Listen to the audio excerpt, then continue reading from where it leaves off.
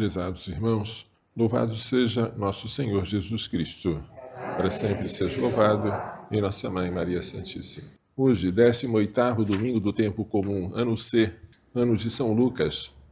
O tema da liturgia é a ilusão das riquezas. A primeira leitura é tirada do livro do Eclesiastes, que começa e termina com aquela frase: vaidade das vaidades, tudo é vaidade. Que resta ao homem de todos os trabalhos e preocupações que o desgastam debaixo do sol? Se ele trabalha e adquire riquezas, é obrigado a deixar para outro que em nada cooperou. Toda a sua vida é sofrimento. Sua ocupação é um tormento. Nem mesmo de noite o seu coração repousa. Também isso é vaidade. Vaidade quer dizer inutilidade. No Antigo Testamento, esse livrinho prepara a revelação do Novo, de que bem-aventurados são os pobres, mostrando que os bens deste mundo não são capazes de saciar o homem. Este livrinho prepara o Evangelho, que nos convida a acumular tesouros no céu. O Salmo 89, que nós lemos em seguida, é um salmo de Moisés, o único dos salmos atribuído a Moisés. A maioria dos salmos é atribuída a Davi. Este salmo fala do mesmo tema.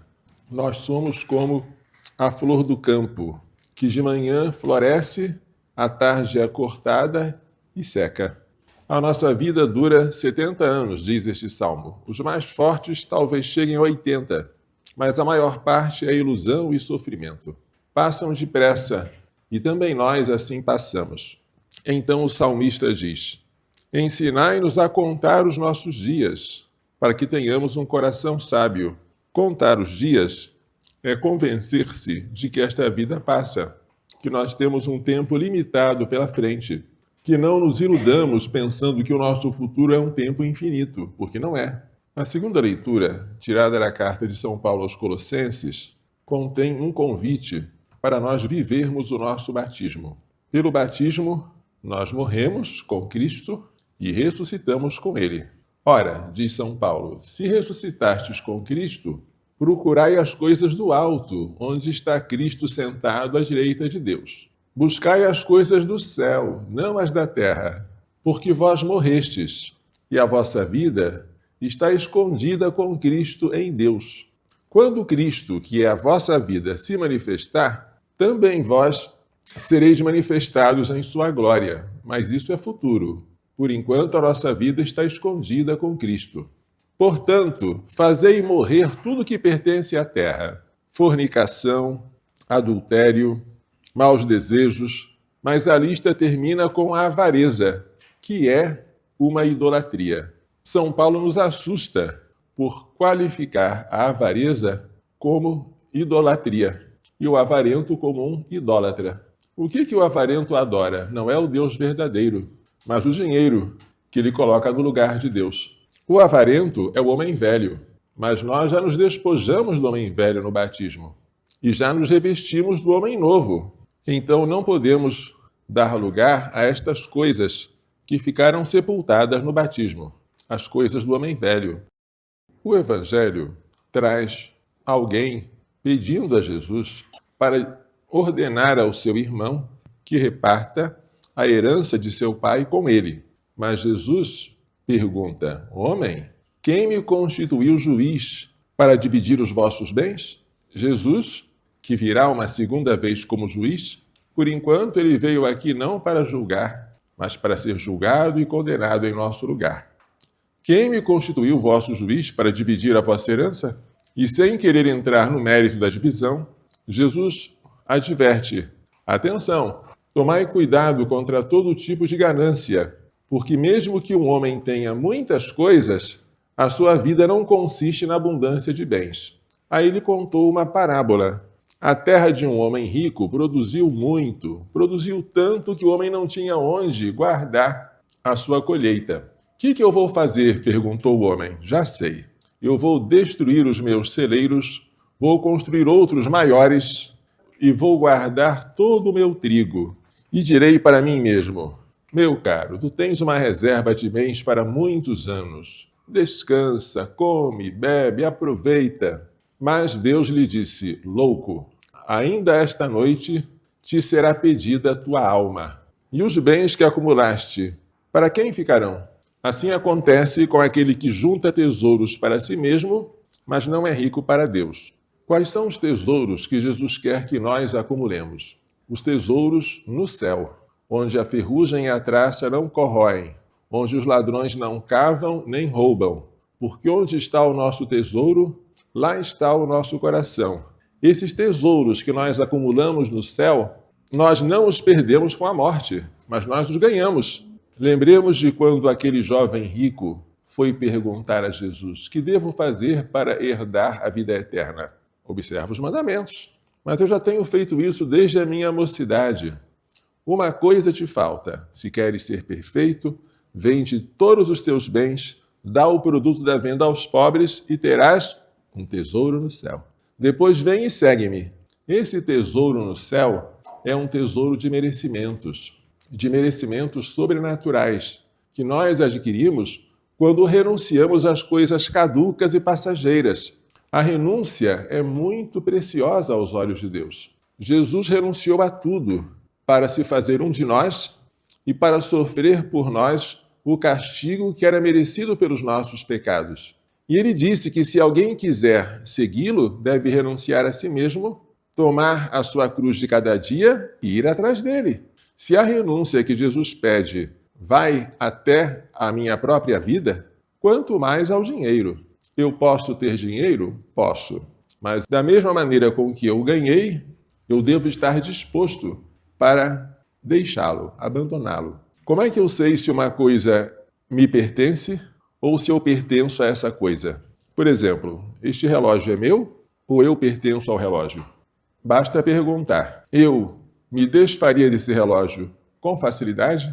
Com a mesma facilidade com que eu ganhei? Se é assim, ele é meu, porque eu tenho poder sobre ele.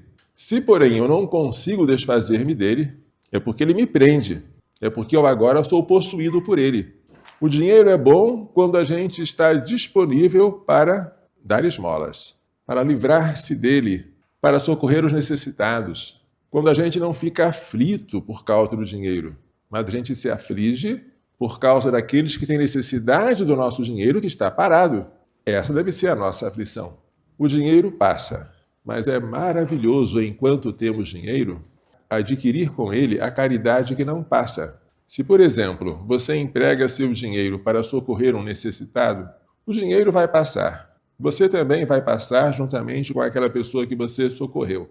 Mas a caridade com que você fez isso, o amor sobrenatural com que você doou e com que você se doou ao doar, isso não passa jamais.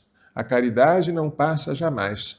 Como seria bom que nós, ao sairmos desta terra, deste vale de lágrimas, estivéssemos com uma bagagem cheia de boas obras transbordantes para todos, porque elas nos vão acompanhar. Diz o Apocalipse: felizes os mortos que morrem no Senhor, porque as suas obras o acompanham. Tudo aquilo que nós fazemos de bem e nós suportamos de mal por amor a Deus tem valor de eternidade. Por isso diz São Paulo na carta aos Gálatas: enquanto temos tempo, porque o tempo passa, façamos o bem a todos, mas sobretudo aos nossos irmãos na fé. Nós estamos convidados a fazer uma vistoria na nossa casa, no nosso quarto, no nosso armário. Pode haver lá muitas coisas duplicadas, repetidas e para nós desnecessárias. Presentes que nós ganhamos e quem sabe nós poderíamos nos desfazer delas para ajudar aqueles que não têm nada. Dar esmola enriquece mais quem doa do que quem recebe, porque há mais alegria em dar do que receber, disse o Senhor. Quando você doa algo em esmola, você se sente leve, porque aquela coisa que estava pesando já não pesa mais, e você tem a alegria de poder socorrer o outro. Ver o outro alegre porque você doou alguma coisa para ele, traz uma alegria superior à dele que foi beneficiado. Nós precisamos redescobrir o valor da esmola e relativizar o valor do dinheiro. O dinheiro, obviamente, existe para ser gastado, para ser gasto. Se o dinheiro existe para ficar guardado, o que vai ser feito dele? A não ser servir de testemunho contra nós. São Tiago, na sua epístola, que é uma epístola bem severa, ele fala contra os ricos. Ricos, chorai. O dinheiro que vós acumulaste está depondo contra vós. Dinheiro acumulado, e entenda-se que não foi bem empregado, serviu só para o seu bem-estar. É como este homem da parábola. Aparentemente, ele não fez nada demais. Foi com o trabalho que ele conseguiu aquela riqueza, a riqueza foi além daquilo que ele podia acumular, então ele construiu novos celeiros para abrigar toda a colheita. O que há de mal nisso? É que ele, com essa superabundância, ele não pensou em socorrer os outros. Ele pensou em gozar. Come, bebe, descansa, aproveita. Só isso que ele pensou e mais nada. Enquanto ele deveria ter pensado, já que eu tenho muito e até de sobra, eu vou socorrer aqueles que nada têm. Eu vou empregar essa minha riqueza em praticar misericórdia. Mas ele não pensou nisso. Assim acontece com aquele que acumula riquezas para si, mas não é rico para Deus. Nosso Senhor disse, dai esmolas do que tendes, e tudo será puro para vós. É uma frase impressionante. A esmola como meio de purificação. Ela serve para purificar a nossa vontade, os nossos afetos. Porque quanto mais nós nos desfazemos daquilo que é supérfluo, mais damos valor àquilo que é eterno. A avareza pode atingir certos graus inimagináveis. Lembremos o caso de Judas Iscariotes. O que ele fazia? Ele era um econômico. Como ele tinha acesso ao dinheiro da bolsa comum, ele furtava da bolsa. Esses furtos começam sendo pequenos, depois vão aumentando em valor e em frequência. Torna-se um furto habitual. Judas não pensou que ele chegaria ao ponto de vender o mestre por 30 moedas de prata, mas chegou a esse ponto. Quando Judas se deu conta que ele tinha vendido o seu próprio mestre, entrou em pânico. Ele foi até os sumos sacerdotes, jogou as moedas no chão e disse, pequei, condenando um homem inocente. Mas os outros disseram, o que nós temos a ver com isso? Vai embora. E Judas, que chegou a esse extremo, não teve a confiança para pedir perdão. Preferiu entregar-se ao desespero e enforcar-se ao chorar diante de Jesus, como chorou Pedro. Veja como é perigosa a avareza. A avareza nos transforma em traidores daquele que nós um dia amamos.